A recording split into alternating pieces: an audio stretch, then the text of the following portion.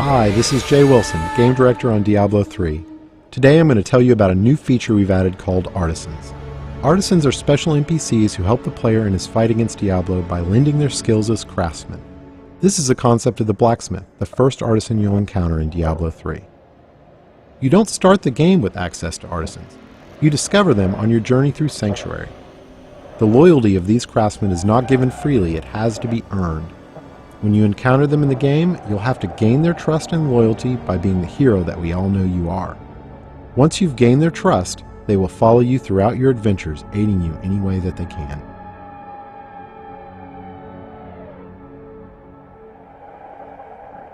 We knew we wanted to add a crafting system to Diablo 3, but we felt that the idea that the player would have a side job on top of the immediate pressure of saving the world didn't really fit the tone of a Diablo game. We also didn't want the player to have to spend a ton of time banging on an anvil when they should be out killing things. So instead, artisans will do the crafting for you. As you can see, the blacksmith has set up shop in New Tristram and is ready to help out. Artisans can act as a normal vendor, selling a variety of useful items and purchasing anything you don't want to keep in your bag. All artisans can also craft certain items, depending on the type of artisan. The blacksmith mostly focuses on weapons and some types of armor. On top of that, all artisans have special abilities unique to them.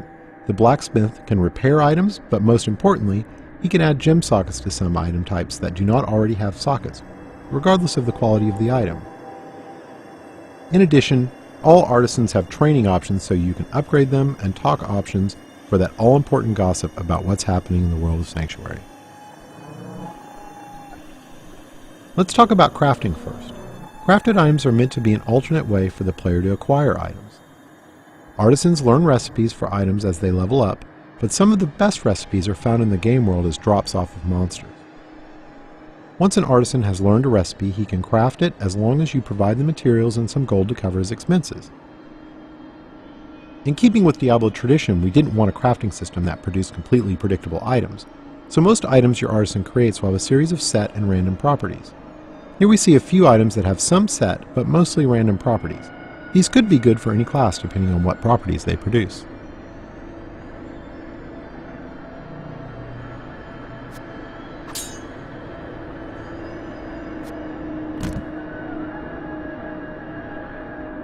The main special skill of the blacksmith is his ability to add gem sockets to specific item types.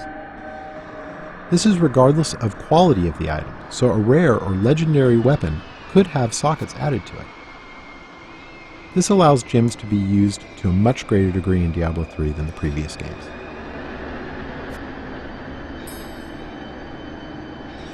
To craft items you need materials. Materials are acquired primarily through salvaging. You can use a special artifact you acquire that allows you to break items down into materials that can be reused in the crafting process. This has a couple of advantages. Less trips to the vendor to sell items because you can easily break them down while you're adventuring, and any items you don't need you can recycle in the hopes that they can be turned into something better. Artisans can be improved over time. The artisan does this by using crafting materials you provide him to train and practice.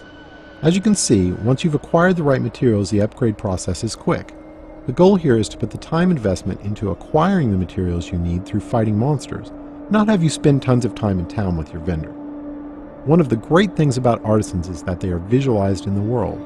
As you can see, now that the blacksmith has leveled up, the look of his shop has improved. Here's an example of how much a single artisan can improve throughout the game with this fully upgraded blacksmith. Once you're done dealing with your artisan, you're free to take your newly acquired fat loot and return to monster fighting and rainbow viewing.